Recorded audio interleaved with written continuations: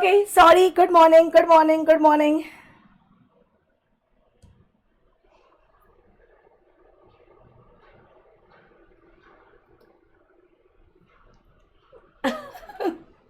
Okay, so it's exemption chapter going on part 3. Majority आज और कल में हमारा एग्जामिशन खत्म हो जाएगा. Getting my point. हमारा एग्जामिशन आज और कल में खत्म हो जाएगा. So mainly we are done with good one. आज हम क्या कवर करने वाले हैं? एग्रीकल्चर कवर करने वाले. Services by government, services to government and BC and PF. Am I clear? Yes. And as you all know, I have launched my question answer batch. Registration start हो चुके हैं. Exact platform, date and timing I will let you know. Most probably from Monday. और अगर हुआ तो कल start कर दूंगी और मंडे को सेकेंड सेशन ले लूंगी. I'll let you know all. Aladdin अभी कल का रिवीजन पहले नहीं, पहले मुझे आज का पढ़ाने दो, फिर कल का रिवीजन बच्चे.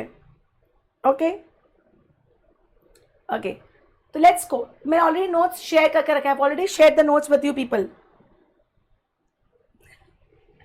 Okay okay okay, am I clear?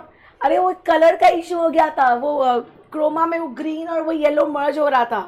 तो इनिशियली मैंने स्टार्टेड, वो मर्ज नहीं हुआ था. आई वाज लाइक ओके नहीं होगा मर्ज. फिर लेक्चर स्टार्ट किया और मर्ज होता, पूरा लेक्चर वैसे ही जाता. तो 2 मिनट्स लगे चेंज करने में. चेंज कर लिया. ओके ठीक है, कैन आई गो एड? तो लेट्स गो एड. हमारा कौन कौन सा हो गया है? We are done with this one. We are done with services of charitable institution. We are done with services of charitable institution. Then we are done with religious services, right? फिर हमारा religious. अब आते हैं agriculture पर. किस पे आते हैं? एग्रीकल्चर पे आ जाते हैं. एग्रीकल्चर रिलेटेड सर्विसेज किसके ऊपर आ जाते हैं? एग्रीकल्चर रिलेटेड सर्विसेज पे आ जाता है. मैं सी इसके ऊपर ऐसे मैंने फुल फ्लेज क्वेश्चन बहुत कम देखा है. एग्रीकल्चर रिलेटेड सर्विसेज के ऊपर मैंने फुल फ्लेज क्वेश्चन बहुत कम देखा है. But you never know. Am I clear? तो let's come to agriculture related services. Entry number 54. But naturally India is agriculture based country, तो एग्रीकल्चर के ऊपर GST नहीं लगना चाहिए. ट्रांसपोर्टेशन कौन सा बाकी है? अलादीन इट्स डन बच्चे. Am I clear? Am I clear? तो एंट्री नंबर 54 की बात चल रही है. किसकी बात चल रही है? Entry number 54 which talks about services relating to agriculture or agriculture produce. Entry number 54 is the main entry when it comes to agriculture. Entry number 54 is the main one when it comes to agriculture. Entry number 54. Am I clear? तो कितने points है? 5, 6, 7, 8. 8 points देके रखे. कितने points देके रखे? 8 points देके रखे. Am I clear? First one, agriculture operations directly related to production. मतलब प्रोडक्शन के पहले का. Directly related to agriculture, production of agriculture produce including cultivating, harvesting, threshing, plant protection, testing, everything. Am I clear? Am I clear? तो agriculture operations related to agriculture which directly relates to agriculture produce. तो वो operations किसी से भी अगर आपने करवाए हैं, उस operations के ऊपर आप जो पेमेंट करोगे उस पे GST has been exempted. GST has been exempted. A point clear? B point, supply of farm labour. Supply of farm labour का मतलब होता है कि आज सपोज मुझे फार्म पे लेबर चाहिए, तो या तो मैं खुद करूं, supply to own, no supply, या मैं किसी एम्प्लॉय से करवाऊँ. तो अगर मैं किसी बंदे को ऐसे एम्प्लॉय रखूंगी तो employ giving service to employer in the course of employment is neither supply of goods, not supply of services. या मैं किसी से फार्म लेबर, कोई मैन पावर सर्विस सेंटर है, कोई मैन पावर सर्विस सप्लायर है जो मुझे फार्म लेबर सप्लाई कर रहा है, उस फार्म लेबर के ऊपर GST नहीं लगेगा. सी उसके बाद process carried out at an agriculture farm including tending, pruning, cutting, harvesting, drying, cleaning, trimming, sun drying, fumigating, curing, sorting, grading, cooling or bulk packaging and such like operations, such like etc., which do not alter the essential character of agriculture produce and make it marketable only in primary market. समझो, first point बात करता है ए और सी के बीच में अगर differentiate करना है, सपोज ए और सी के बीच में डिफरेंशिएट करना है, this is before agriculture produce, this is after agriculture produce. अब मैं क्लियर? तो before agriculture produce, for agriculture produce, जो भी आप एक्टिविटी करवा रहे हो it is exempted in point number A. After produce, अगर प्रोड्यूस हो जाने के बाद, पोटैटोज है, आप क्या करवा रहे हो? आप सॉर्टिंग करवा रहे हो, आप पोटैटोज की क्लीनिंग करवा रहे हो, आप जो भी करवा रहे हो उससे पोटैटो का एसेंशियल कैरेक्टर, उससे पोटैटो का एसेंशियल कैरेक्टर चेंज नहीं होता है and it is marketable in which market? Primary market. Primary market का मतलब होता है फार्मर्स आर द सेलर्स। तो अगर मैं बल्क पैकेजिंग करवा रही हूँ, 100 किलो की बोरियां भरवा रही हूँ, गेटिंग माय पॉइंट? तो who is going to sell? Farmers are going to sell. Primary market का मतलब sell, farmers are the sellers. Am I clear? तो ये दो कंडीशन है and it should be satisfied simultaneously. Am I very clear? तो वापस repeat कर रही हूँ, क्या रिपीट कर रही हूँ? दो चीज। पहला पॉइंट कि अगर मैं आफ्टर प्रोड्यूस अगर कोई एक्टिविटी कर भी रही हूँ तो दो कंडीशन सेटिस्फाई होनी चाहिए। It should B marketable only in primary market and first and foremost important ये है एसेंशियल कैरेक्टर चेंज नहीं होना चाहिए। पोटैटो की क्लीनिंग से, पोटैटो की सॉर्टिंग से उसका एसेंशियल कैरेक्टर चेंज नहीं हुआ है। Am I clear? Next, renting or leasing of agro machinery or vacant land with or without structure incidental to its use। See basically rent पे अगर आप कोई चीज़ रेंट पे देते हो तो उस पर जीएसटी लगता है, पर अगर आप एग्रो मशीनरी रेंट पे दे रहे हो, मतलब machinery use for agriculture purpose, या land, vacant land, whether there is a structure attach, green room है, ग्रीन हाउस है, डज नॉट मैटर, उस पर जो आप रेंट लोगे उस पर जीएसटी नहीं लगेगा। Am I clear? Next, loading, unloading, packaging, storaging and warehousing of agriculture produce। Loading करना, अनलोडिंग करना, पैकेजिंग करना, स्टोरेजिंग करना, वेयरहाउसिंग करना of agriculture produce is exempted. Yes, answer करना मेरे क्वेश्चन का, is rice and agriculture produce yes और no? Please confirm. Is rice and agriculture produce yes or no? Please confirm.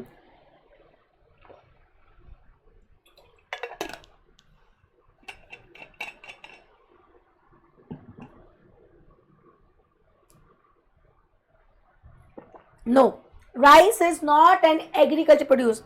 Paddy fields are agriculture produce. So whatever benefits when I'm talking about agriculture produce is not applied on rice. तो अगर rice को आपको benefit देना है तो आपको अलग से राइस को एग्जम्प्ट करना पड़ेगा। Am I clear?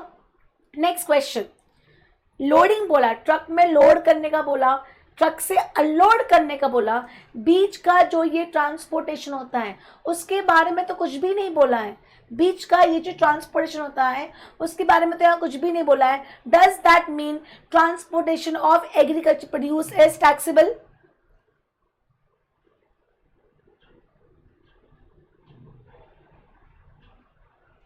Does that mean transportation of agriculture produce is taxable? Answer करो। Does that mean transportation of agriculture produce is taxable? Answer करो फटाफट।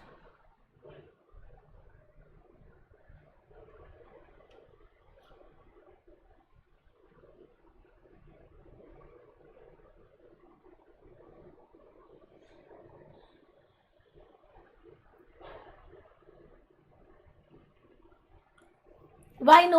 यहाँ तो लिखा ही नहीं है, यहाँ तो लोडिंग बोला और अनलोडिंग बोला है, तो why no? Give me reason then fast. Why no then give me reason.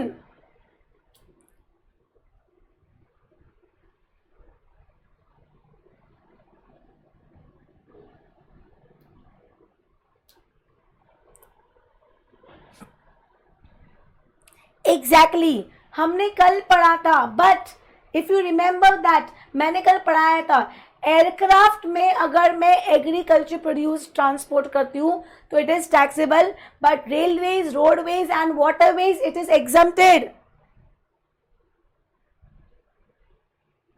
Yes, railways के लिए इट इज डॉक्टर मोनार, करेक्ट, पर ये लिंक करना आना चाहिए आपको. Okay, then agriculture extension services. Agriculture extension services का मतलब होता है अगर मैं आपको नॉलेज दे रही हूँ, ट्रेनिंग दे रही हूँ, how to increase your, how to extend your agriculture, उसके लिए मैं फीस चार्ज कर रही हूँ तो उस पर जीएसटी नहीं लगेगा. Am I clear? In other act नहीं, अलादन same act and not act, it is not notification, same notification में. Then services by APMC, agriculture produce market committee or board, or service supplied by commission agent for sale or purchase of agriculture produce.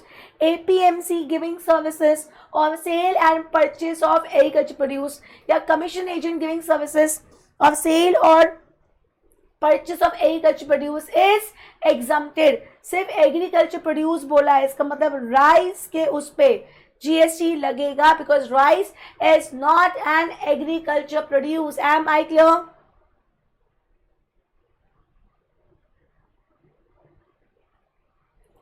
तो ये हमने 8 point, एक और point बचा, right? Fumigation.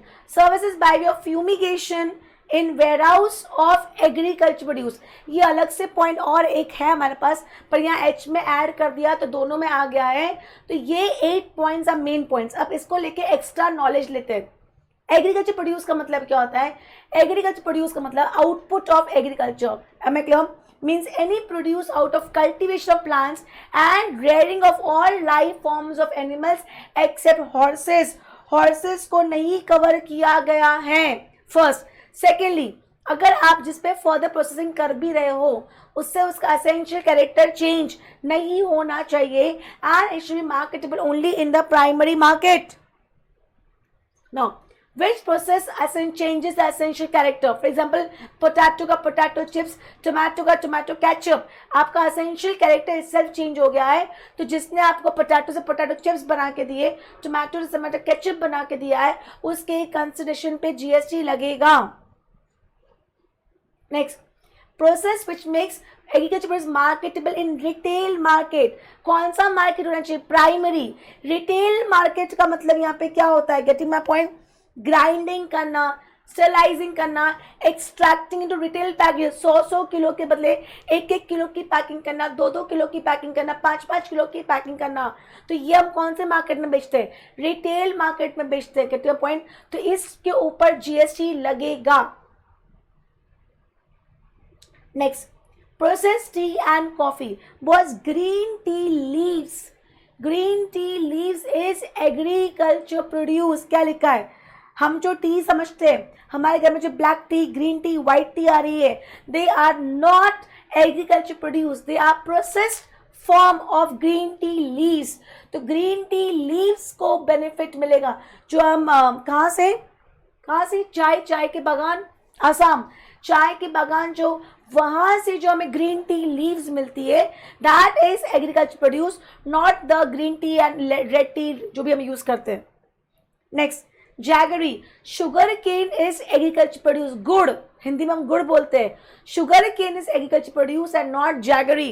Jaggery is processed form of sugar cane. है मैं clear? Next, pulses. ये important है. Pulses commonly known as dal are obtained after dehusking or splitting or both. समझना, the process of dehusking or splitting is usually not carried out by a farmer at a farm level but by pulse millers. Therefore, pulses, dehusk or split are not agriculture produce. whole gram से हमें दाल 2 piece में मिलती है, दाल 2 टुकड़े में मिलती है बीच का. whole pulse grain, whole pulse grain is agriculture produce. split करा हुआ, dehusk करा हुआ, split करा हुआ, dehusk करा हुआ is not agriculture produce. Am I clear? Am I clear? I hope you are getting in the above. It is can be concluded that tea, black tea, white tea, processed coffee beans or powder, pulses, dehusk or split, jaggery, processed spices, processed dry foods, processed cashew nuts do not fall under agriculture produce और उसके ऊपर GST लगेगा. Am I very clear? Boss मैं again कह रही हूँ, entry हो गई थी, पर ये सब छोटी छोटी चीजें इंपॉर्टेंट है.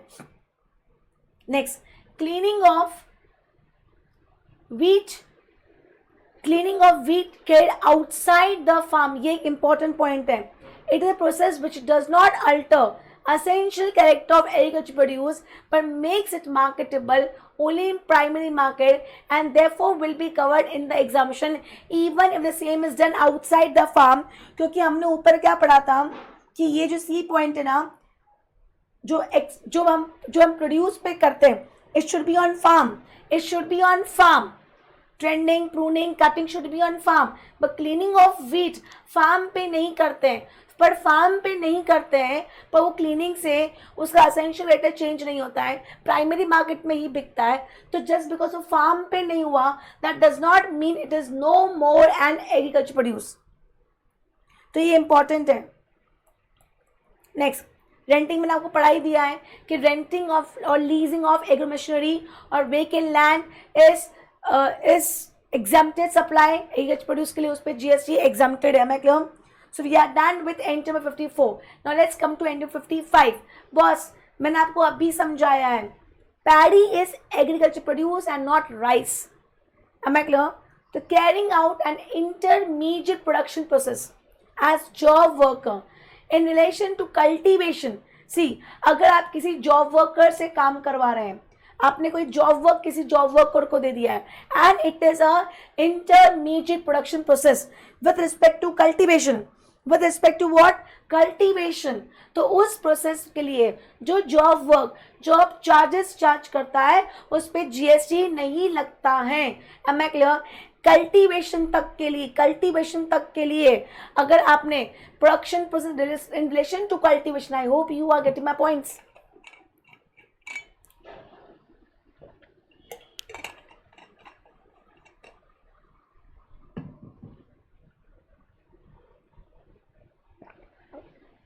इन relation to cultivation of plants. Am I clear? तो अगर मैंने कल्टीवेशन के लिए कोई इंटरमीडिएट प्रोसेस करवाया, किससे करवाया? जॉब वर्कर से करवाया. जॉब वर्क क्या चार्ज कर रहा है? जॉब चार्जेस चार्ज कर रहा है, उस पर GST नहीं लगेगा. बट यस, इंपॉर्टेंट पॉइंट क्या है? Custom milling of paddy into rice. Milling of paddy is not a intermediate production process in relation to cultivation of plant. It is a process carried after the process of cultivated and paddy has been harvested. Cultivation के बाद, harvesting paddy को harvest करने के बाद हम rice में लेके आते हैं. और ये एग्जामिशन कब होगा? जब आप in relation to cultivation करो. If a process carried out after the process of cultivation is over. After cultivation, what is cultivation? Can you people explain me what is cultivation?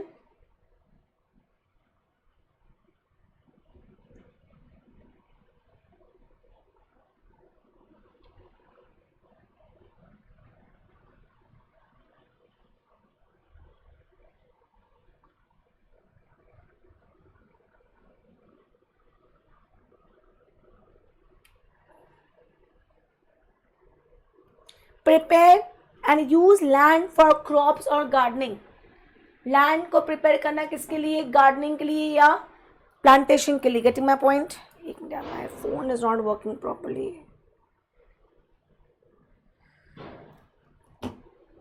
M I clear? But ये तो क्या हो गया? After harvesting हो गया. Am I clear?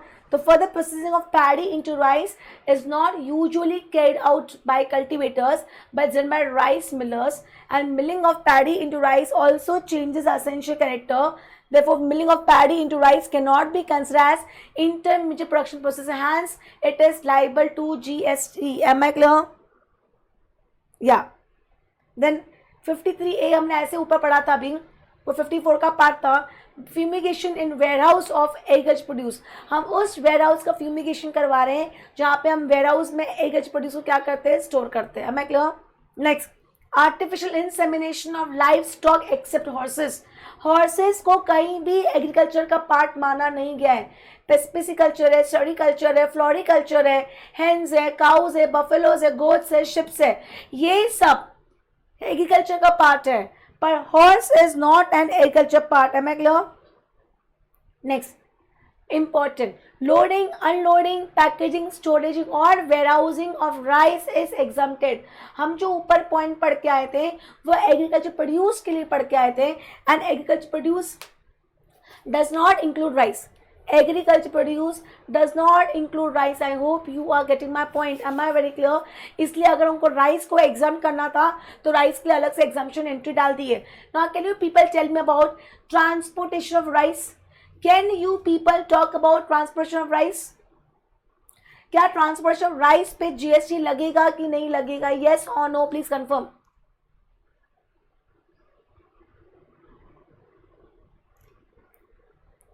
क्या rice के ऊपर, ट्रांसपोर्टेशन ऑफ राइस के ऊपर जीएसटी लगेगा कि नहीं लगेगा? यस और no?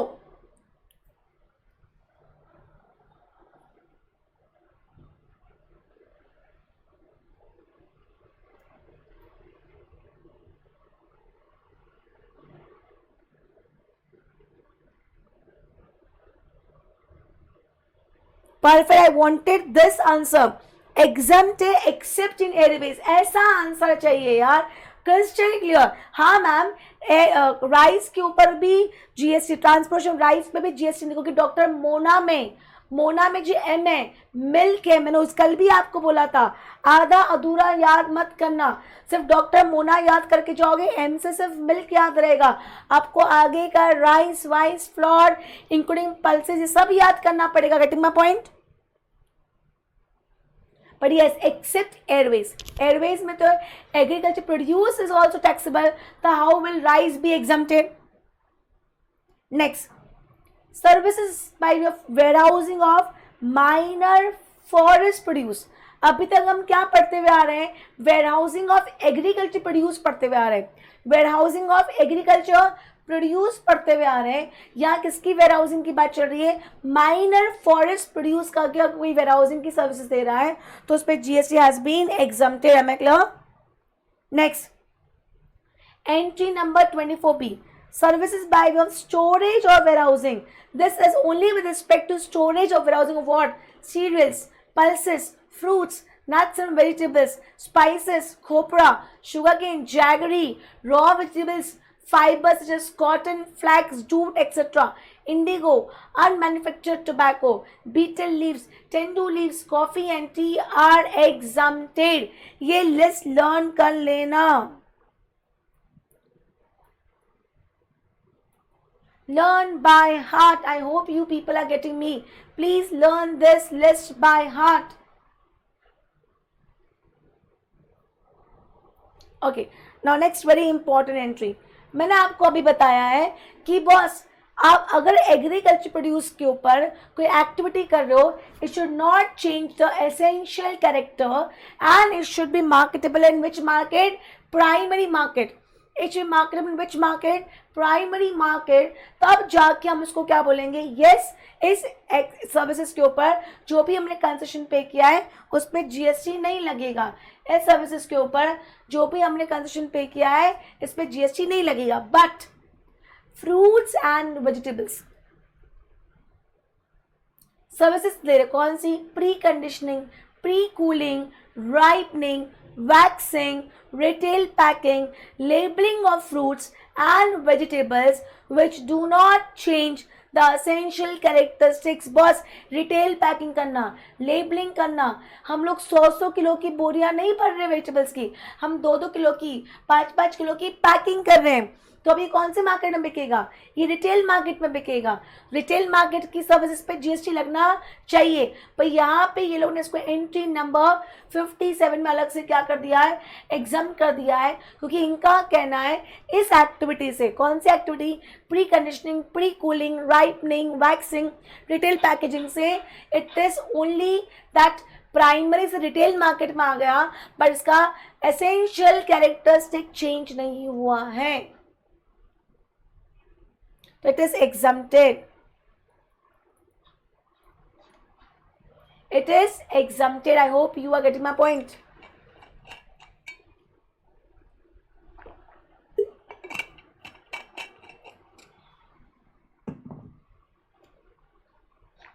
And last, service provided by National Center for cold chain development under Ministry of Agriculture, Corporation Farmers Welfare by way of cold chain knowledge dissemination. Just you can leave this point. Am I clear? NCCCD आया तो exam कर देना. कभी कभी है ना smartness act करनी पड़ती. National centre for cold chain development. National centre for cold chain development. अगर NCCCD आया तो exam. Am I clear? So this completes your agriculture. Agriculture में छोटी छोटी बातें इंपॉर्टेंट है. अच्छा मुझे बताओ व्हाट इज स्टड फार्म. मुझे बताओ what is stud farm. Can you people tell me what is stud farm.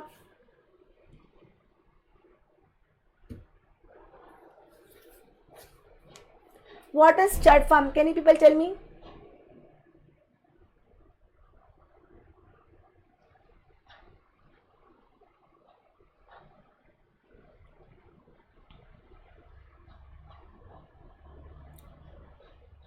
That's cold storage. Correct. NCCCD is like a cold storage.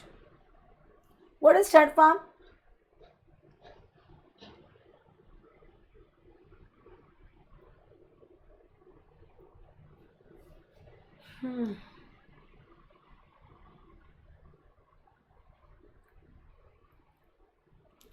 Agriculture difficult नहीं है, पर छोटी छोटी बातें राइस के बारे में याद रखनी पड़ेगी, एग्रीकल्चर प्रोड्यूस के बारे में याद रखनी पड़ेगी. या जहाँ पे हॉर्सेस होते हैं उसे स्टड फार्म कहा जाता है. तो हॉर्सेस जहाँ भी आएगा इट विल बी टैक्सेबल, क्योंकि horses is not for agriculture purpose. हमें कोई स्किन, कोई मिल्क कुछ नहीं मिलता है. Horses basically for horse race, gambling के लिए होता है. Am I clear? इसीलिए हॉर्सेस के ऊपर जीएसटी का एग्जाम्पशन नहीं है. Clear? Is agriculture related operations clear? Please confirm. कोई कंफ्यूजन है? ऐसे आज तक बहुत ज्यादा डेप्थ में नहीं पूछा गया है, but you never know. Clear?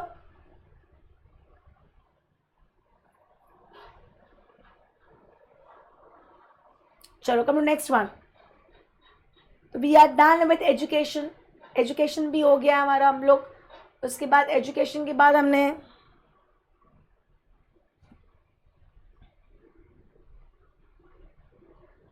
Health care भी हमने कल कर लिया. हेल्थ केयर भी हो गया हमारा. पैसेंजर ट्रांसपोर्टेशन सर्विसेज भी हमने कल कर लिया था. गुड्स ट्रांसपोर्टेशन सर्विसेज भी हमने कल कर लिया था. राइट?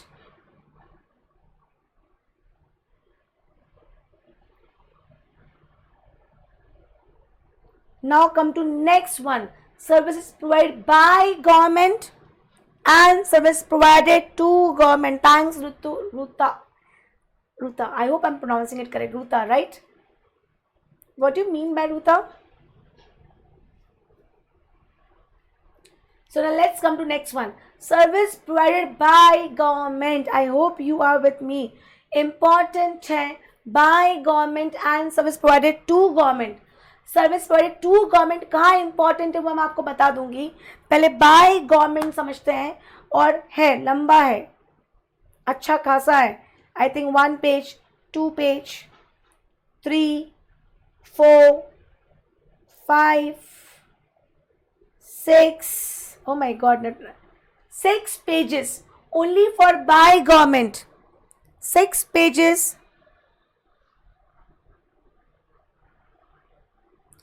गौतम मैं कर दूंगी, मैं थोड़ा सा बिजी चल रही हूँ. आई डू इट. मैं अभी है ना बहुत सारी चीज़ें एक साथ काम कर रही हूँ. ऑनेस्टली मैंने एक बार पूरा रीड भी नहीं किया है. छोटा डाउट होता है मैं फट से रीड करके सॉल्व कर देती हूँ. बड़ा होता है ना, I need to read, think. I am little bit tied up with something. I do it. Don't worry. I have seen your message. Don't worry, I will not leave your message. मैं seasons queen नहीं बनना चाहती. I want to be queen all time. I hope I have understood right what you are trying to say. Seasons queen मतलब seasons का queen. I want all time to be queen.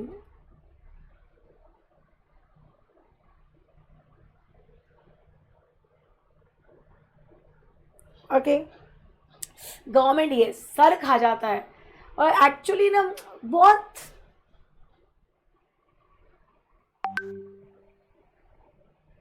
Okay चलो services provide by government.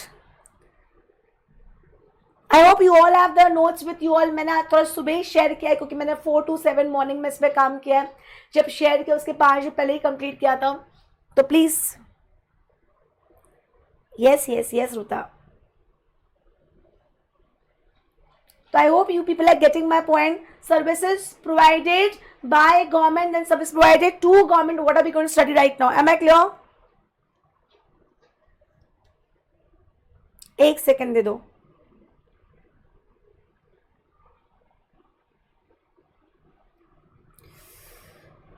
एक second, just a second.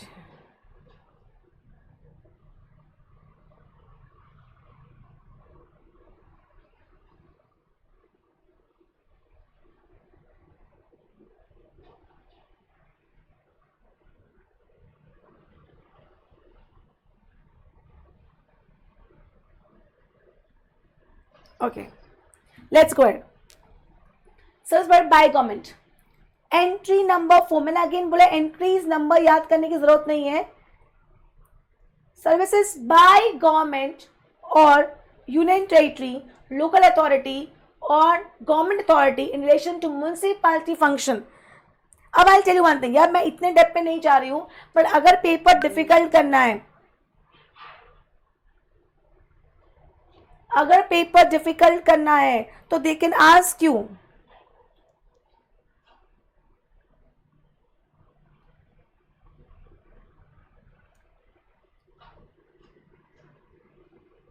अगर paper difficult करना है they can ask you the definition of government authority. Am I clear?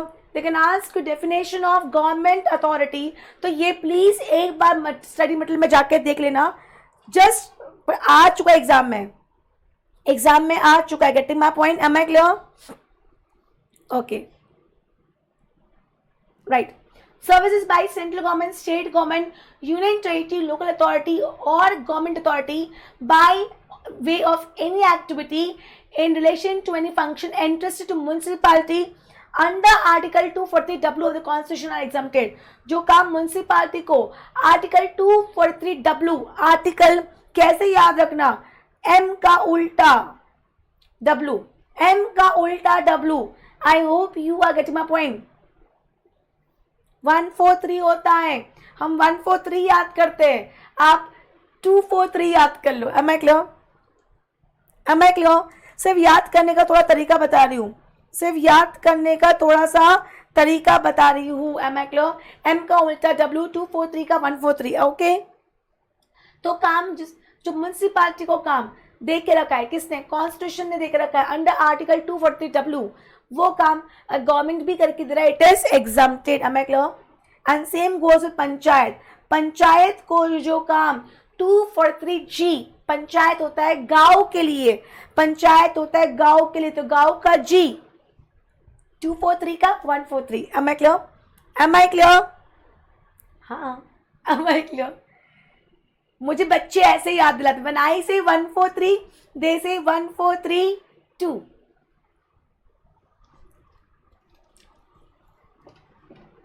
Okay ठीक है, आगे बढ़ते हैं. ओके सो नाउ पंचायत को जो कॉन्स्टिट्यूशन ने काम बोला था वो गवर्नमेंट ने करके दे दिया अंडर आर्टिकल 243G. म्यूनसिपालिटी को जो 243W में जो बोल के रखा था होगा करके दिया, तो it is exempted.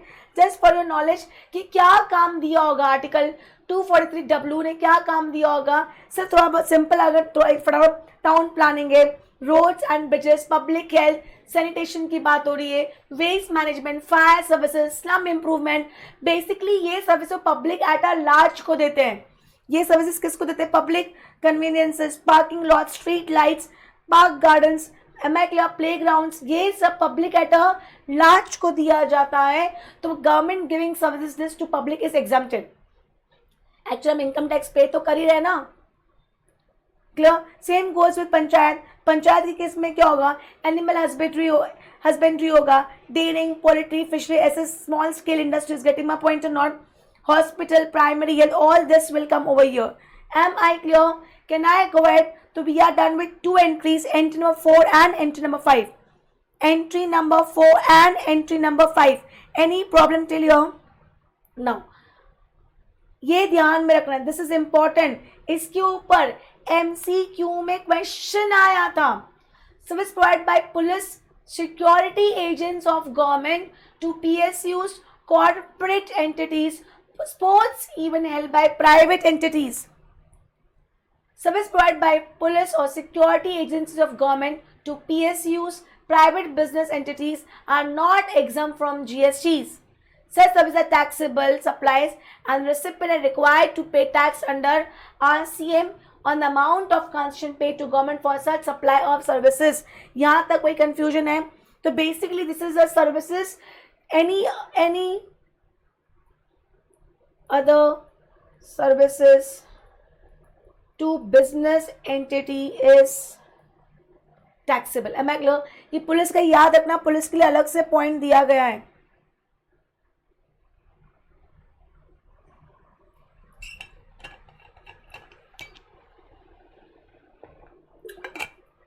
In short मुझे एक चीज समझ में आई है कि जो भी MCQs आ रहे हैं वो भी स्टडी मटेरियल के थ्योरी में से एकदम आ रहे हैं. एक्स्ट्रा पॉइंट्स जो वो लोगों ने थ्योरी में देके रखे हैं वहां से MCQs आ रहे हैं. तो अगर आपने थ्योरी ढंग से पढ़ ली है ना यार, nothing is impossible for indirect tax का पेपर. Now the most important one is entry number 6. The most important one is entry number 6. Entry number 6 से हमारा पूरा बैकग्राउंड चलने वाला है. एंट्री नंबर 6 से हमारा पूरा बैकग्राउंड चलने वाला है. तो लेट्स अंडरस्टैंड बैकग्राउंड क्या हमारा.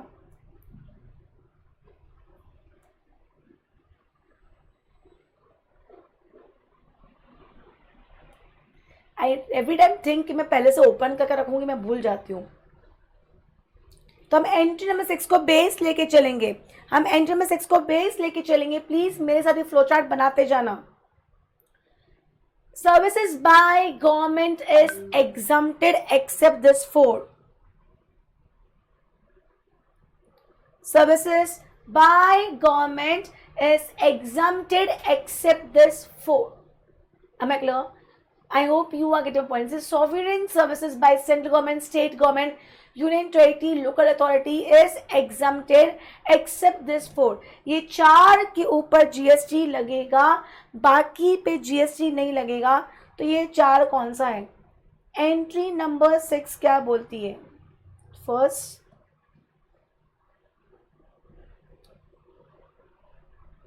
Cell. Cell means speed post, express, parcel post. Third, life insurance and agency services.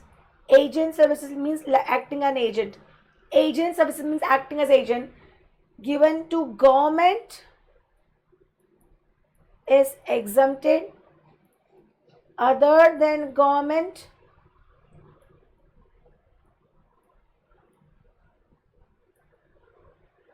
is taxable. ये पहला पॉइंट समझा. पहला पॉइंट समझा क्या लिख रही हूं? I hope you people are getting a point. Department speed post, department of post की speed post, express post, life insurance, agent services provided to a person other than government is taxable. Am I clear? Second point, services in relation to aircraft or a vessel inside or outside the present, मतलब port या airport को manage करने की services. Port या airport को, so normally port या airport are managed by private players and these people are giving services to shipping companies and airline companies. तो private players are charging GST. अगर यही port अगर government manage कर रही है तो वो भी क्या करेगी? GST चार्ज करेगी.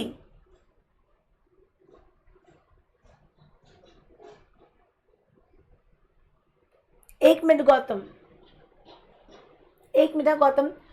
Is taxable. Ma'am, but if entry number 4 services is provided by central government, state government, union territory, then as per section 7 subsection 2, they will not be considered as supply. See, correct, 7 to B. But वहां पे जो बोला गया उसके अलावा, let me verify that.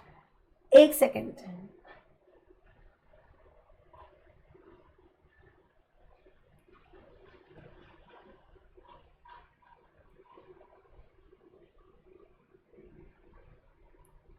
Seven to be क्या बोलता है? 7(2)(b क्या बोलता है? Not with standing anything contain subsection 1, such activities, transactions undertaken by central government or state government or any local authority in which they engage as public authorities may be notified by government on the recommendation of GST Council shall be treated neither as supply of goods nor supply of services. Agreed. 7(2)(b ने तो यहाँ बोल दिया है, correct. But then what is coming under this entity? Tell me then.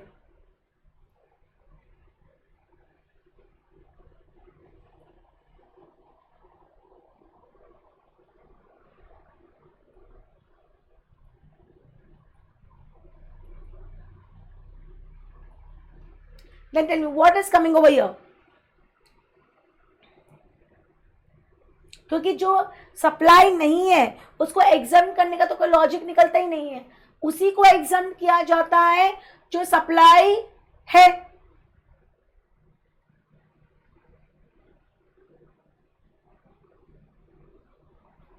Then why is this written over here? Agreed. वहां पे लिखा है एज पब्लिक अथॉरिटी. अगर वो दे रहे हैं तो design supply of goods not supply of services.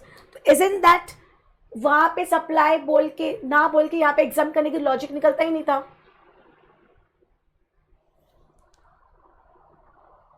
पर यहाँ पे स्पेसिफिकली 243W एंड 243G तक ही अपना पूरा रिस्ट्रिक्ट करके रखा है. ठीक है. Then third point, transportation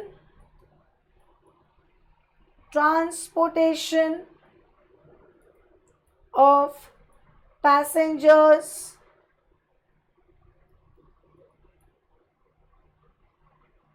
and goods. Transportation of passengers and goods की बात आ रही है. अब मुझे पॉइंट का जवाब दो. इंडियन रेलवे की बात करूं? किसकी बात करूं? Indian railway. इंडियन रेलवे हमने कल पढ़ा था. अब सपोज अगर मैं इसकी बात करूं, इट इज टैक्सेबल. अगर मैं एंट्री नंबर 6 की बात करूं, it is taxable. Transportation of passengers and goods are taxable. I hope you people are getting my point, right? But now answer to my question.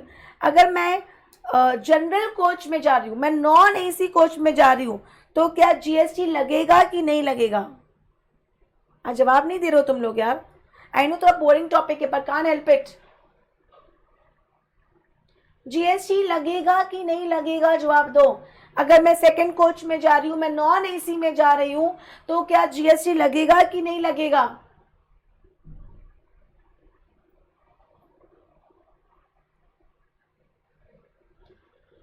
बोलो जल्दी.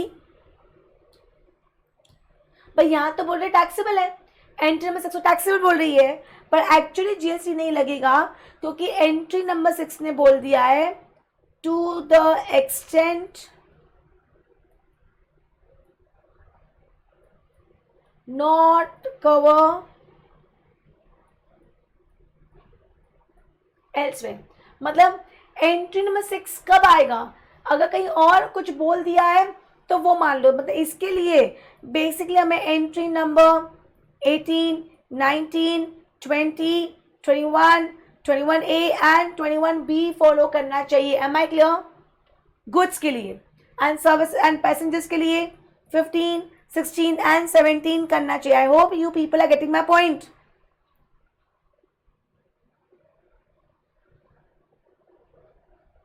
Clear? Fourth one is the most important one. Fourth one is the most important one. Fourth one कौन सा है? Colour change करती हूँ, रुको मैं थोड़ा सा नया कलर लेती हूँ.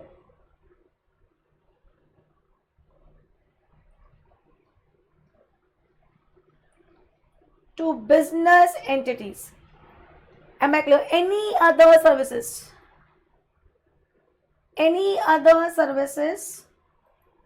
any other services to business entity, any other, अरे यार क्या हो रहा है, any other services to business entity की बात हो रही है. सी ए बी सी, ये जो ए है, ये जो बी है, ये सी है, ये हर जगह ये ए बी सी अपने हिसाब से चलने वाला जो लिखा है, ए बी सी जो में जो बोला गया है एग्जैक्टली वैसा कि वैसा ही होगा जैसा बोला गया है. Getting my point? Am I clear? Am I clear? Getting my point? Sale, port और airport, transportation of passengers and goods की बात हो रही है. Getting my point or not? Fourth की जो बात है, any other services, any services other than A to C above provided to business entities with aggregate turnover exceeding such amount in the preceding financial year as it makes it eligible for exemption from registration under CGST Act 2017. Please listen to my point. ये वाला point आपको 5 दिन बाद समझाती हूँ. ये जो red में लिखा है आपको 5 दिन बाद समझाती हूँ. Am I clear? तो any other services to business entity, any other में मैं 2 कैटेगरी कर देती हूँ. मैं यहाँ पे 2 कैटेगरी कर देती हूँ. कौन सी 2? Renting of immovable property and other then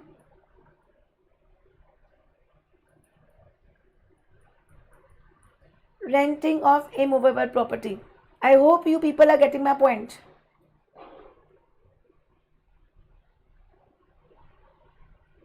समझना, ये हमारा एंट्री नंबर 6 था. इतना समझा? ये समझा? मैं एंट्री नंबर 6 समझा कि नहीं समझा? यहां तक कोई कंफ्यूजन है प्लीज बोलो मुझे.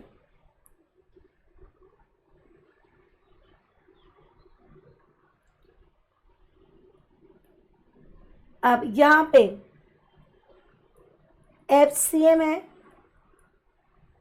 यहां पे भी FCM है, यहां पे भी FCM है. ये 3 ABC क्या है? FCM है. ये 3 ABC क्या है? FCM है. Are you people there with me? Please confirm.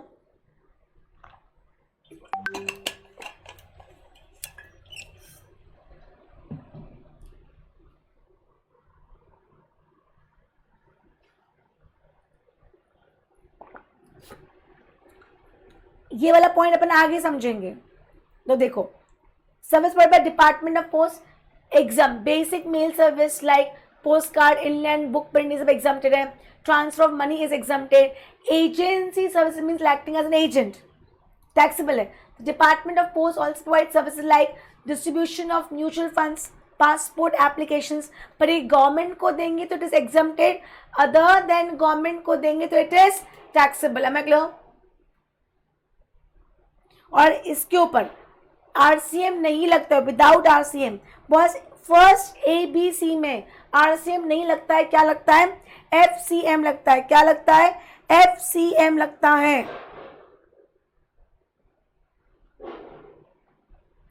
Next, अब आते हैं एंट्री नंबर 7 में. एंट्री नंबर 7 में सर्विस प्रोवाइडेड बाय गवर्नमेंट और यूनियन टेरिटरी और local authority to a business entity. C ABC खत्म. अब जो भी हमें दिमाग लगाना है वो डी के लिए लगाना है, क्योंकि डी के हिसाब से सब कुछ टैक्सेबल हो गया. डी के हिसाब से सब कुछ टैक्सेबल हो गया. Any services given to business entity is taxable. तो उसके लिए एग्जाम्पशन फर्दर किसने दिया है? एंट्री नंबर 7 ने दिया है. एंट्री नंबर 7 क्या बोलता है? अगर आपने ये सर्विसेज दी है, any other service business entity को दी है जिसका पिछले साल का turnover, preceding year's financial turnover was up to the limit of exemption for registration, मतलब up to 10, 20, 40 था as the case में भी. पिछले साल का aggregate turnover was up to such amount as required for exemption, मतलब 10, 20, 40 के ऊपर नहीं गया. तो इस साल ऐसी बिजनेस एंटिटी अगर गवर्नमेंट से सर्विसेज लेगी तो उस पर जीएसटी इज एग्जम्प्टेड। पिछले साल का टर्नओवर से इस साल का टैक्सेबिलिटी डिटरमाइन हो रहा है, पिछले साल के टर्नओवर से इस साल की टैक्सेबिलिटी डिटरमाइन हो रही है। I hope you people are getting my point. अगर पिछले साल का टर्नओवर आपका up to 10, up to 20, up to 40 था, मतलब पिछले साल रजिस्टर्ड नहीं थे, तो इस साल अगर आप गवर्नमेंट से सर्विसेज लेते हो तो उस पर जीएसटी नहीं लगेगा। बट ये जो बेनिफिट है this will not be applicable to ABC. ABC मतलब वो जीपीओ वीपीओ वाला, वो वेसल वाला, पैसेंजर्स वाला, उस पर बाय डिफॉल्ट टैक्स लगेगा ही लगेगा। And services by way of renting of immovable property, तो समझना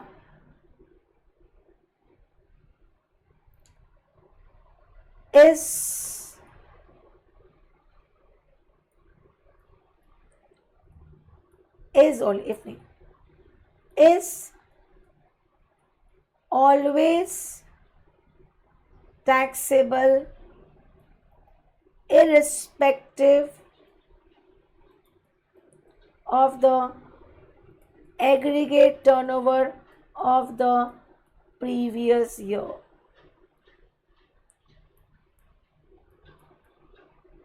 Taxable है।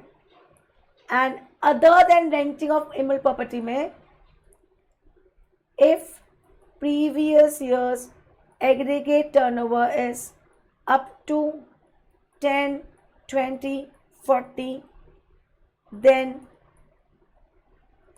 current year is exempted.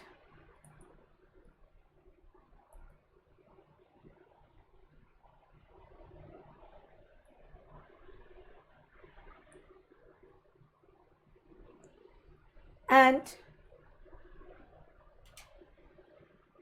if previous year's aggregate turnover exceeds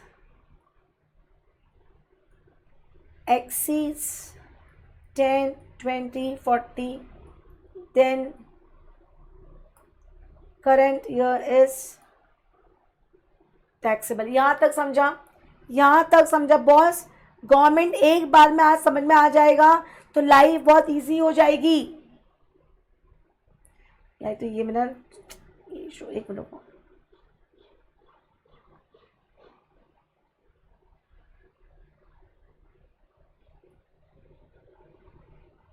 यहां तक कोई कंफ्यूजन है?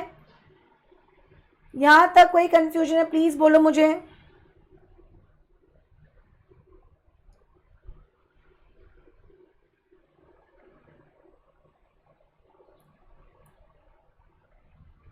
अब आगे, अगर ये renting recipient is, oh shit, recipient is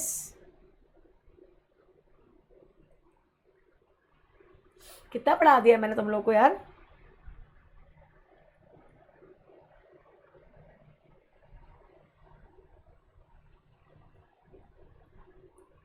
registered तो आरसीएम लगेगा, और अगर रिसिपेंट इज अनरजिस्टर्ड तो एफसीएम लगेगा। ये तो एग्जम्प्टेड ही है, और यहाँ बाय डिफॉल्ट आरसीएम लगेगा। समझा कहाँ पे आरसीएम लग रहा है, कहाँ पे एफसीएम लग रहा है? देखो, first cell FCM, port airport FCM, passengers and goods transportation FCM. Other services में दो कैटेगरी कर दिया मैंने, renting of immovable property and other than renting of immovable property. Renting of immovable property is always taxable irrespective of the aggregate turn of the previous year. Always taxable. जब always taxable है तो question आता है tax कौन पे करेगा? अगर government ने रिसिपेंट बंदे को सर्विसेज दी है तो आरसीएम, रजिस्टर्ड पर्सन को सर्विसेज दी है तो आरसीएम लगेगा, अनरजिस्टर्ड पर्सन को सर्विस दी है तो एफसीएम लगेगा, और अदर देन रेंटिंग है जिसका प्रीवियस ईयर का टर्नओवर अप टू 10, 20, 40 से एग्जम्प्टेड है करंट ईयर में, और इसका प्रीवियस ईयर का टर्नओवर 10, 20, 40 से एक्सीड कर जाता है in current year, then it is taxable and RCM है. Am I clear till here? Please confirm. कोई कंफ्यूजन यहां तक?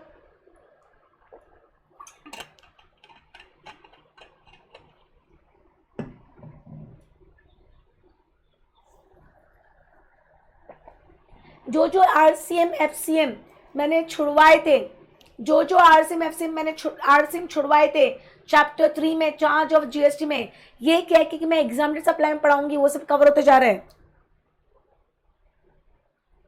तो we are done with entry number 7 also. फिर एंट्री नंबर 8 पे आ जाते हैं. एंट्री नंबर 8 क्या बोलता है? अगर गवर्नमेंट को सर्विसेज दे रहे हैं, गवर्नमेंट टू गवर्नमेंट है, अगर government to government it is exempted except 3 department of post, vessel, aircraft and transportation of goods and passengers. तो अगर ये वाली any other services to business entity, इसकी बात चल रही है, ये आपने किसको दिया? ये आपने किसको दिया?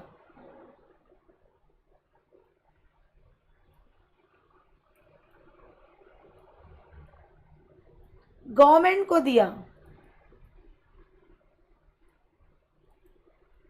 Am I clear? Other than government है, ये नीचे कौन है?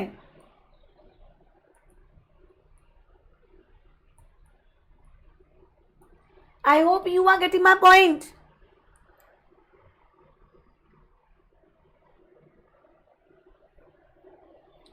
Any other services? Entry number 8 क्या बोलता है? Government to government exempted, but this will not be applicable to specified one. And specified one कौन कौन सी है? GPO, एक्सप्रेस पार्सल पोस्ट मतलब speed post, express parcel post, life insurance and agent services, aircraft and vessel and transportation of goods and passenger. Am I clear? यहां तक कोई confusion? मतलब ये फोर्थ की बात कर रहा है, डी की बात कर रहा है. किसके डी? गवर्नमेंट को दिया एग्जम्प्टेड, अदर देन गवर्नमेंट को दिया तो ये flow chart. Renting, other than renting, renting always taxable. Am I clear? Next, services provided by government or union territory or local authority where concession for such services does not exceed 5,000 rupees. तो अगर यहाँ पे अब देखो tax कहाँ लग रहा है? ये एग्जम्प्टेड है, तो जहाँ एग्जम्प्टेड है वहां टैक्स की बात ही नहीं आती. रेंटिंग टैक्सेबल है and other than renting taxable कब होगा?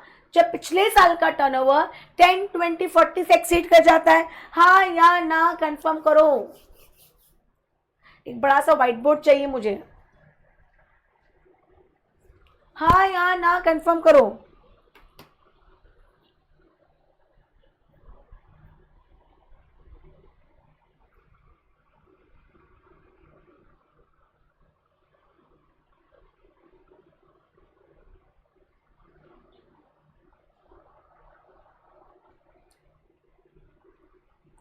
कंफर्म करो जल्दी. स्लीपिंग. ओके, अब जहां पे टैक्स लग रहा है, कहां पे टैक्स लग रहा है? रेंटिंग ऑफ इमल प्रॉपर्टी पे टैक्स लग रहा है. And other than renting of email property पे टैक्स कब लग रहा है? जब पिछले साल का टर्नओवर 10, 20, 40 से एक्सीड कर जाता है, राइट?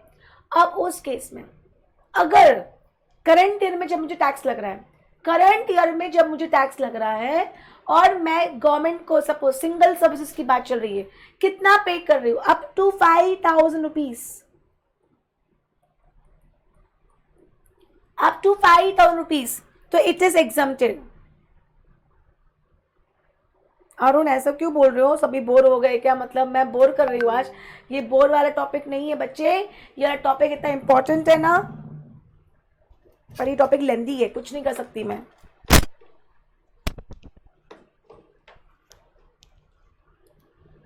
बाबा बोर नहीं करना, इसको बोर नहीं बोलते. और जो चीज बोर हो रही मतलब उसमें ना फिर इंटरेस्ट चला जाता है. इंटरेस्ट चला जाता है ना और एग्जाम में आ जाता है ना, तो ये बोरियत ही आ जाती है. समझना. अगर यहाँ पे जहां पे टैक्स लग रहा है अप टू 5,000 है, अप टू 5,000 है तो एग्जम्प्टेड. और यहाँ पे जब मैं किसकी बात करती हूँ, रेंटिंग ऑफ इमोबल प्रॉपर्टी, तो it should be up to 5,000 for the whole financial year, क्योंकि renting of immovable property continuous supply और सर्विस होता है. 3 मंथ से ज़्यादा जो होता है उसे कंटिन्यूस सप्लाई कहा जाता है. तो अगर पूरा साल भर का रेंट अगर अप टू 5,000 है तो no GST. Am I clear? और ये 5,000 वाला point is applicable only for D. 5,000 वाला point is applicable only for D. A B C में 5,000 वाला एग्जाम्पशन नहीं है.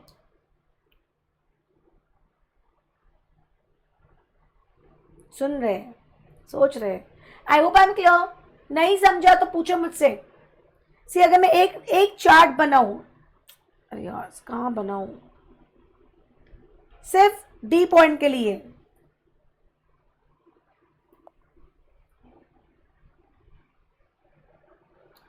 सिर्फ डी पॉइंट के लिए. हाँ, ये जो भी मैं बताने जा रही D, any other services to business entity, government को दिया है एग्जम्प्टेड,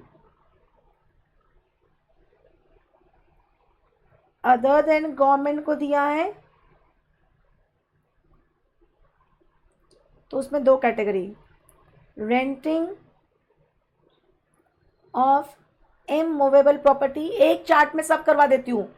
दूसरा other than renting of immovable property. Renting में ऑल ओके. एक मिनट, कैसे लिखूं 5,000 वाला point? Okay wait. Always taxable irrespective of previous year's aggregate turnover. So, if previous year's aggregate turnover is less than 10, 20, 40, then also current year taxable. Then also current year में क्या है? Taxable. Exception if rent for financial year is up to 5,000. Okay. अगर RD को दिया है RCM, यूआरडी को दिया है एफसीएम. ये समझा? पहले बताओ, ये समझा? बहुत इससे अच्छा मैं कुछ नहीं बना सकती हूँ. हाँ,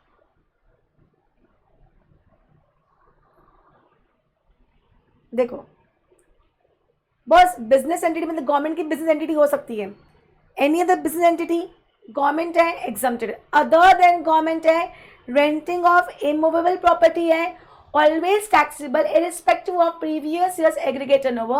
So if previous aggregate turnover is even less than 10, 20, 40, then also current year taxable except if rent for current financial year is up to 5,000.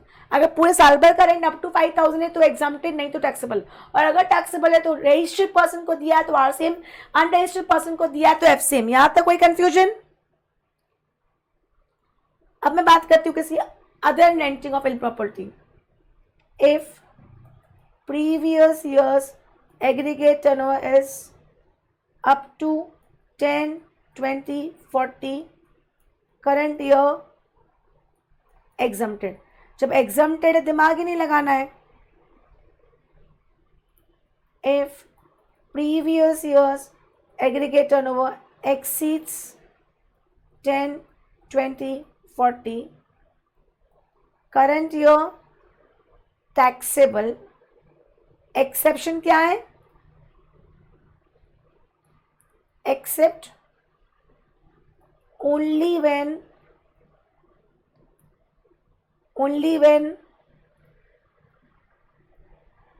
consideration is up to 5,000 is exempted. Rest, taxable and RCM. अब बताओ क्या ये clear हो गया? क्या ये clear हो गया? जवाब दो. Is this clear? 6, 7, 8, 9 सब आ गया इसमें. ABC तो जो बोला है FCM लगेगा, काम खत्म. ये जो भी पढ़ा रही हूँ डी के लिए पढ़ा रही हूँ. क्या ये क्लियर हुआ कि नहीं हुआ? तो देखो ये वाला पॉइंट हमारा 6 पॉइंट था, राइट? 6 पॉइंट था. फिर हमारा 7 कौन सा था? This one is 7 point, right? फिर हमारा 8 पॉइंट क्या था? Government to government. This one is 8 point, right? हमारा 9 पॉइंट क्या था? 5000 वाला. तो ये जो 5000 वाला है ये हमारा 9 पॉइंट था. समझा कि नहीं समझा?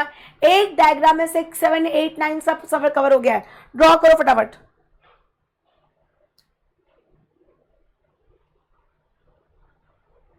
ना ये चीज कंटिन्यूस सप्लाई है. कंटिन्यूस सप्लाई है तो 5000 for the whole financial year. पर अगर कंटिन्यूस सप्लाई नहीं है तो पर सर्विस है, वो पर सर्विस.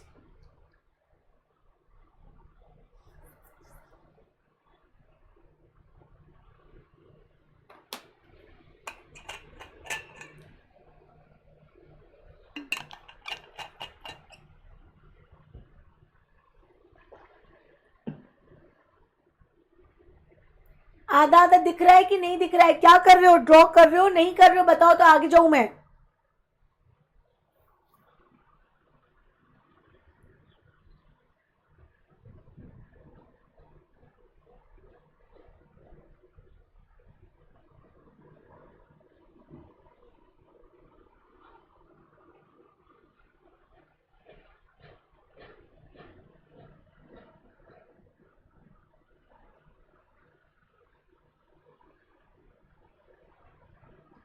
डन? डाउट क्या है? If cell point A provide by government to government exempted है. एग्जम्प्टेड है वो तो मैंने ऊपर ही बता दिया था. एक तो ना वो फ्लो, वो तो इधर ही बता दिया था मैंने.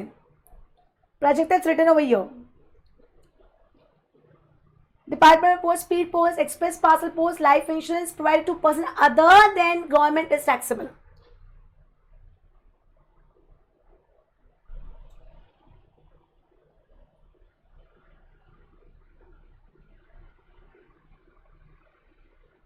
कहाँ चला गया?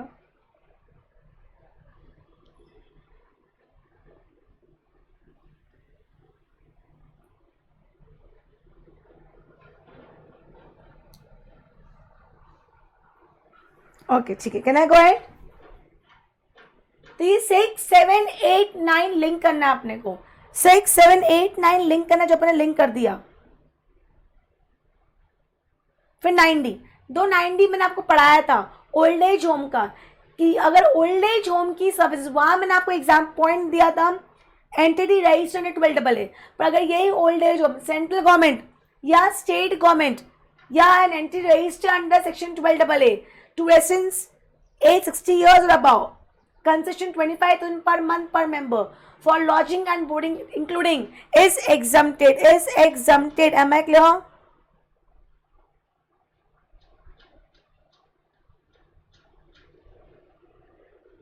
नेक्स्ट. फिर ये वाला आप खुद रीड कर लेना, not important from exam point of view. Then service provide by government, state government, union territory और local authority by way of registration. अगर आप रजिस्ट्रेशन की, जैसे आप हर एक्ट में जीएसटी में रजिस्ट्रेशन करवाना पड़ता है, सब जगह रजिस्ट्रेशन करवाना पड़ता है, तो रजिस्ट्रेशन फीस के ऊपर जीएसटी नहीं लगेगा. रजिस्ट्रेशन फीस के ऊपर जीएसटी नहीं लगेगा. Then testing, calibration, safety check, certification related to protection of safety of workers, consumers, public at a large, including free license required under any law of the timing force. तो इसकी fees के ऊपर भी GST exempted है. Am I clear? Next. Passport बनवाना है, visa बनवाना है, driving licence, birth certificate and death certificate, ये 5 के लिए जो फीस पे करते हैं it is completely exempted. Then tolerating of non performance of a contract. If you remember हम स्केड्यूल 2 पढ़ के आए थे, स्केड्यूल 2 पढ़ के आए थे जब हम सप्लाई चैप्टर पढ़ रहे थे, और हमने वहाँ पढ़ा था टॉलरेट करना इज ऑल्सो अ सप्लाई।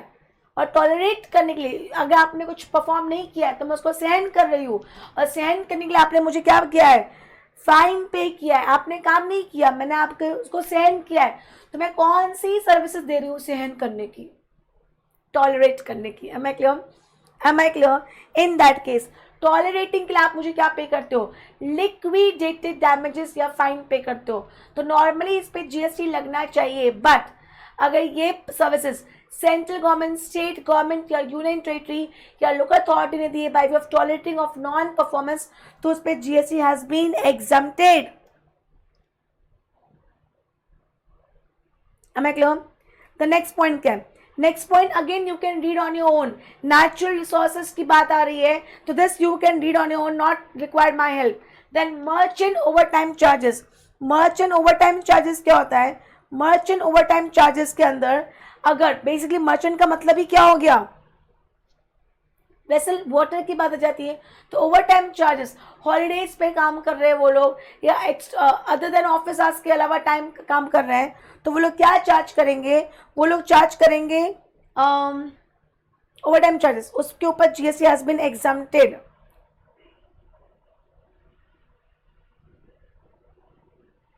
एक सेकेंड ना,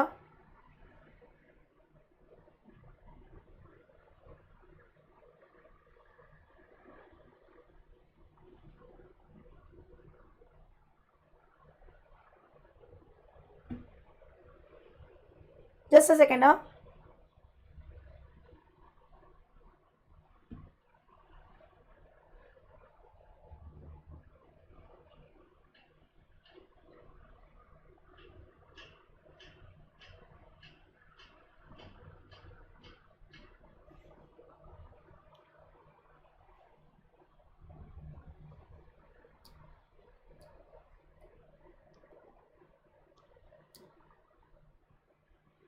Okay, chalo, next, then this you can cut, this you can cut, सब रीड करना खुद से जरूरत नहीं। This is services by government. Clear हो गया? मुझे बताओ कुछ भी difficulty I? Actually by government क्या डिफिकल्ट था? अगर आप मुझसे पूछो ना 6, 7, 8, 9, अगर आप मुझसे पूछो एग्जाम पॉइंट ऑफ व्यू से इंपॉर्टेंट, एक बार रिपीट कर देना फुल चार्ट ब्रीफ में गवर्नमेंट का, ठीक है? हाँ तो उस दिन रिवाइज कर सकती हूँ। ये भी 4 and 5 भी इतना इंपॉर्टेंट नहीं है। 6, 7, 8, 9, 6, 7, 8 and 9, ये चार हमारे लिए इंपॉर्टेंट है। 6, 7, 8, 9 इंपॉर्टेंट है। तो 6 में क्या बोला है, 4 एंट्रीज की बात करी, वो 4 टैक्सेबल है, उसके अलावा सब एग्जम्प्टेड है। 4 में फर्स्ट थिंग कौन सा है, सेल, सेकेंड है port and airport, third is transportation of goods and passengers. तो ये तीनों की तीनों टैक्सेबल है। अगर अदर, पहले की बात की अदर गवर्नमेंट होना चाहिए, मैं क्लियर? बी एंड सी में नहीं बोला है। Hope you are getting my point. एक और chart, A, B, C, sale, government, exempt, others, taxable, RCM, FCM.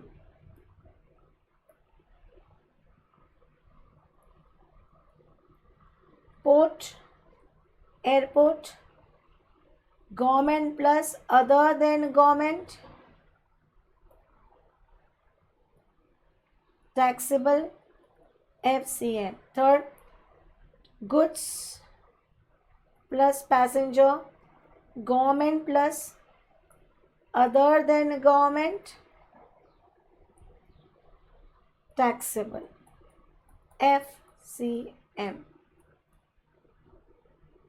Copy करो, ये कॉपी किया, ये हुआ एंट्री नंबर 6। बात यहाँ पे खत्म हो जाती है। एंट्री नंबर 6 ABC यहाँ खत्म हो गया।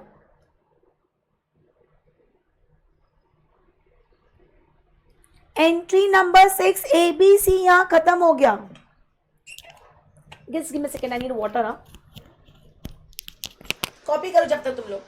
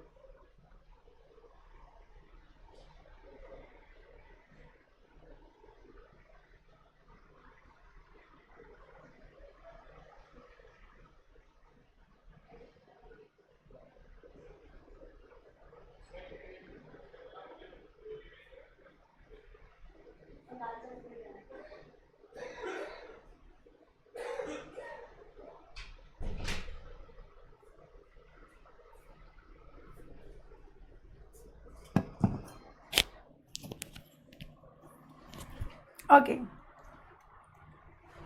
आगे बढ़ू, हैवी था ये, बच्चे गए। नेक्स्ट आगे, फिर हमने पढ़ा अदर्स में, रिवाइज कर रही हूँ, अदर्स की बात चल रही है। Other than A,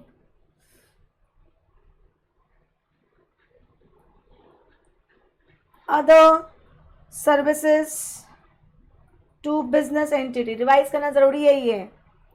government exempted, other than government, other than government,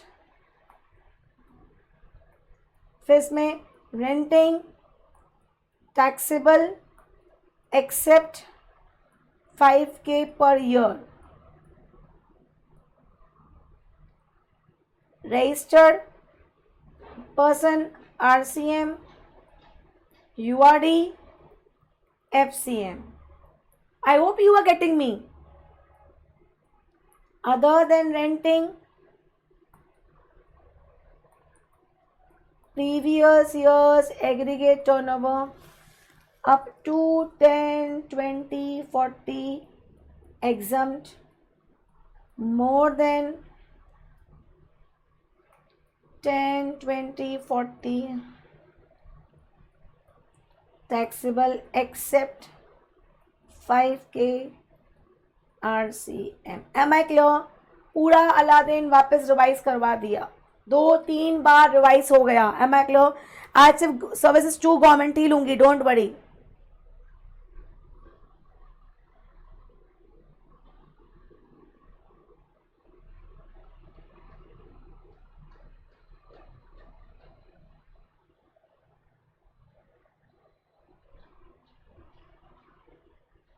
I hope you are getting my point. कोई confusion यहाँ तक? Okay, so let's go ahead. Let's go ahead. So we are last point for the day, services to government. Services to government. And where is this important? Services to government का importance बताओ मुझे. Services to government का importance बताओ मुझे.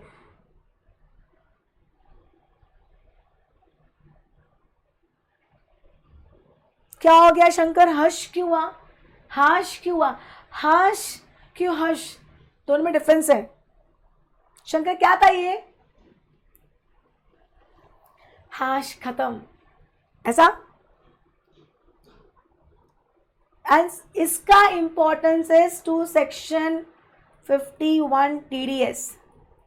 इसका importance, क्योंकि हम services जब टू गवर्नमेंट देते हैं तो गवर्नमेंट क्या डिडक्ट करता है? TDS। या बस खत्म कर रही, डोंट वरी। पर इंपॉर्टेंट हो गए यार, अच्छा था, हो गए। और मैंने बिल्कुल रश नहीं किया है। I know what level I have given, so तुम लोग को इशू नहीं आएगा। जैसे ही क्लास खत्म होगी, थोड़ी देर बाद पीसफुली रिवाइज करोगे, सब याद आ जाएगा। ट्रांसपोर्टेशन में FCM RCM ट्रांसपोर्टेशन वाला पॉइंट है, तो उसके अंदर अगर GT है तो RCM 5%, 12%, अदर देन GT तो सब FCM ही है।